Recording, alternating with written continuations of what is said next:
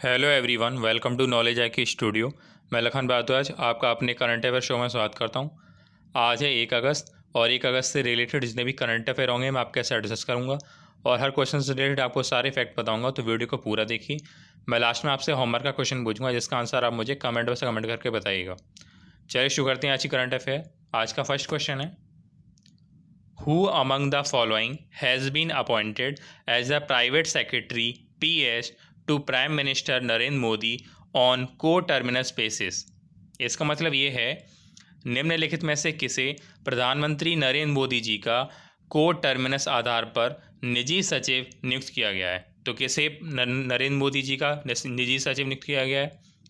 इसका correct answer है option B, हार्दिक सतीश चंद्र शाह। हार्दिक सतीश चंद्र शाह को प्रधानमंत्री नरेंद्र मोदी जी का को टर्मिनस आधार पर निजी सचिव नियुक्त किया गया है। किसको? हार्दिक सतीश चंद्र शाह। ये 2010 बैच के, ठीक है, और इनको हार्दिक सतीश चंद्र शाह को प्रधानमंत्री नरेंद्र मोदी जी का एक नया निजी सचिव नियुक्त किया गया है। प्राइवेट सेक्रेटरी, क्या बोलते हैं इसको? Private secretary. Move on next question. With which country India has signed a MOU on cooperation in the field of traditional systems of medicine and homeopathy? किस देश के साथ भारत ने पारंपरिक चिकित्सा और होम्योपैथी के क्षेत्र में सहयोग पर एक समझौता ज्ञापन MOU पर हस्ताक्षर किए हैं? तो MOU किसके साथ हुआ है? इसका करेक्ट आंसर है ऑप्शन सी, जिम्बाब्वे। जिम्बाब्वे के साथ भारत ने पारंपरिक चिकित्सा और होम्योपैथी के क्षेत्र में MOU किया। किसके साथ? जिम्बाब्वे के साथ। हम जिम्बाब्वे की बात कर रहे हैं। जिम्बाब्वे की जो कैपिटल है वो है हरारे, तो ध्यान रखिएगा। और जिम्बाब्वे की जो करेंसी है जिम्बाब्वे की, वो है जिम्बाब्वे डॉलर। तो जिम्बाब्वे के साथ इंडिया ने मेडिसिन और होम्योपैथी के लिए एक MOU पर साइन किए। किसके साथ? जिम्बाब्वे के साथ। Move on next question. Which of the following institutions has developed Ashray, a medical bed isolation system to combat COVID-19 by preventing or minimizing the spread of the virus? इसका मतलब ये है, निम्नलिखित में से किस संस्थान ने वायरस के प्रसार को रोककर या कम करके कोविड-19 का मुकाबला करने हेतु मेडिकल बेड आइसोलेशन सिस्टम आश्रय विकसित किया? तो आश्रय एक आइसोलेशन सिस्टम है, ये किसने विकसित किया है? ऐसा करेक्ट आंसर है ऑप्शन ए, DIAT, रक्षा प्रौद्योगिकी संस्थान। DIAT फुल फॉर्म क्या है? Defence institute of advance technology. तो defence institute of advance technology DIAT ने कोविड-19 के प्रसार को रोकने के लिए एक मेडिकल बेड आइसोलेशन सिस्टम आश्रय लॉन्च किया। क्या लॉन्च किया? आश्रय। हम DIAT की बात कर रहे हैं। DIAT के जो कुलपति हैं वो हैं CP नारायण। कौन? CP Ram Narayan. CP Ram Narayan DIAT के कुलपति हैं और DIAT का मुख्यालय है पुणे, महाराष्ट्र में। कहाँ पे? पुणे, महाराष्ट्र में। Move on next question. Which state government sought to forge for scaling and promotion of entrepreneurship and digital governance in collaboration with Amazon Web Service in the state? इसका मतलब ये है, किस राज्य सरकार ने राज्य में अमेजन वेब सेवा के सहयोग से उद्यमशीलता और डिजिटल गवर्नेंस को बढ़ावा देने के हेतु समझौता किया है? तो अमेजन वेब सेवा के साथ किसने समझौता किया है? ऐसा करेक्ट आंसर है ऑप्शन डी, आंध्र प्रदेश ने।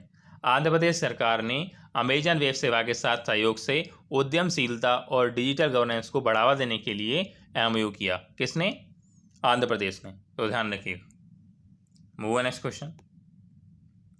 National education policy 2020 emphasises to setup which fund? राष्ट्रीय शिक्षा नीति 2020 किस निधि को स्थापित करने पर जोर दे रही है? मतलब राष्ट्रीय शिक्षा नीति 2020 जो लागू की गई है, ये 21वीं सदी की पहली शिक्षा नीति है और इसको लागू किया गया है। तो इस नीति के तहत किस निधि को, किस फंड को एम्फेसाइज किया गया है, किस पे ज़्यादा जोर दिया गया है? तो इसका करेक्ट आंसर है option C, gender inclusion fund, GIF। Gender inclusion fund पर ज़्यादा जोर दिया गया है। किसके तहत? राष्ट्रीय शिक्षा नीति 2020 के तहत। और ये किसने लॉन्च की राष्ट्रीय शिक्षा नीति? किसने लागू की है? हमारे मानव संसाधन विकास मंत्री रमेश पोखरियाल निशंक। और इसी के तहत मानव संसाधन विकास मंत्रालय का नाम बदलकर शिक्षा मंत्रालय भी कर दिया गया है। तो ध्यान रखिएगा, राष्ट्रीय शिक्षा नीति 2020 लागू की गई है और इस पर किस पर ज़्यादा जोर दिया गया है? जेंडर इंक्लूजन फंड पे। Move on next question. Which course will be discontinued as per national education policy NEP? मतलब किस कोर्स को डिसकंटिन्यू कर दिया गया है नेशनल एजुकेशन पॉलिसी के तहत? राष्ट्रीय शिक्षा नीति NEP 2020 के अनुसार किस पाठ्यक्रम को, किस कोर्स को बंद कर दिया गया है? इसमें से कौन सा कोर्स है जिसे बंद कर दिया गया है? ऐसा करेक्ट आंसर है ऑप्शन डी, एमफिल। एमफिल को राष्ट्रीय शिक्षा नीति के तहत बंद कर दिया गया है। ध्यान रखिएगा, राष्ट्रीय शिक्षा नीति लागू की गई है और उसके तहत एमफिल को बंद कर दिया गया है। Move on next question. Rajat Bhatia who announce retirement recently is associated with which sport?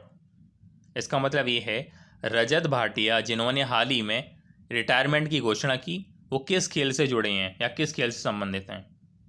इसका करेक्ट आंसर है ऑप्शन बी, क्रिकेट के खिलाड़ी हैं। क्रिकेट के ऑलराउंडर खिलाड़ी हैं कौन? रजत भाटिया। ऑलराउंडर हैं रजत भाटिया और इन्होंने अपने रिटायरमेंट की घोषणा की। इन्होंने तमिलनाडु से अपने करियर की शुरुआत की थी और रजत भाटिया ने अब क्रिकेट से संन्यास लेने की घोषणा की है। ये घरेलू क्रिकेट खिलाड़ी हैं।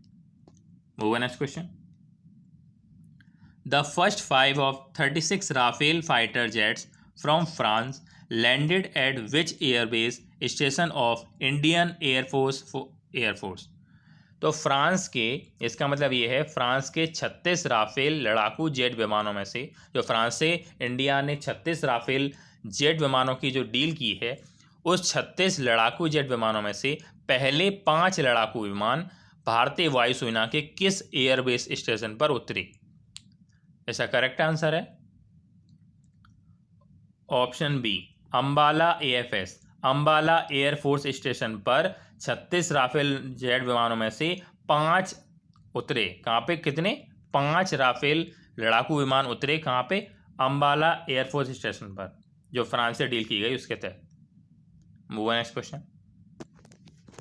The government plans to increase the fund allocation of education sector to which % of GDP?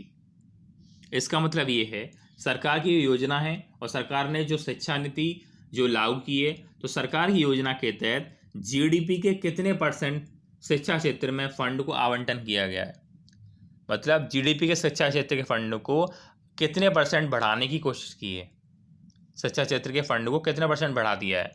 तो इसका करेक्ट आंसर है ऑप्शन सी, 6%। 6% शिक्षा क्षेत्र के, एजुकेशन सेक्टर के फंड को बढ़ा दिया गया है GDP के तहत। GDP का 6% बढ़ा दिया है एजुकेशन सेक्टर का फंड। तो ध्यान रखिएगा। और नई शिक्षा नीति लागू की गई है, नई शिक्षा नीति 2020 को, तो ध्यान रखिएगा। Move on next question. Renowned personality Sonam Tshering Lepcha passed away recently. He was veteran. ये पास्ट अवे रिपीट हो गया है, तो वो कौन थे? विख्यात व्यक्तित्व सोनम शेरिंग लेप्चा। सोनम शेरिंग लेप्चा का निधन हो गया है। तो वो कौन थे? किस क्षेत्र से संबंधित थे? सोनम शेरिंग लेप्चा। इसका करेक्ट आंसर है ऑप्शन बी, फोक म्यूजिशियन। लोक संगीतकार थे सोनम शेरिंग लेप्चा और उनका हाल ही में निधन हो गया है।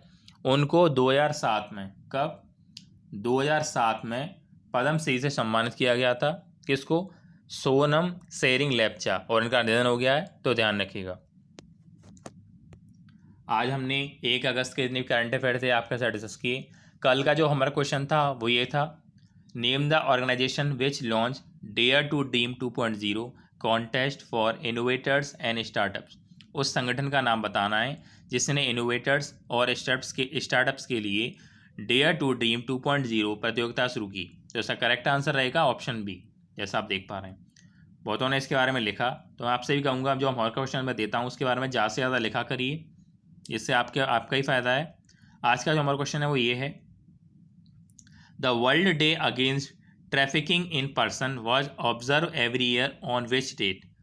व्यक्तिगत रूप से तस्करी के खिलाफ विश्व दिवस हर साल किस दिन मनाया जाता है। इसका आंसर आप मुझे कमेंट करके बताइएगा और इसके बारे में ज़्यादा से ज़्यादा लिखिएगा, क्योंकि हम ज़्यादा से ज़्यादा लिखते हैं तो हमको याद रहता है और हमारा फ़ायदा है। अगर आपको आज का वीडियो अच्छा लगा तो वीडियो को लाइक करें, अपने फ्रेंड्स के साथ ज़्यादा से ज़्यादा शेयर करें और बेल आइकन को प्रेस करें, जिससे मेरे आने वाले वीडियोज़ का नोटिफिकेशन आपको मिल सके।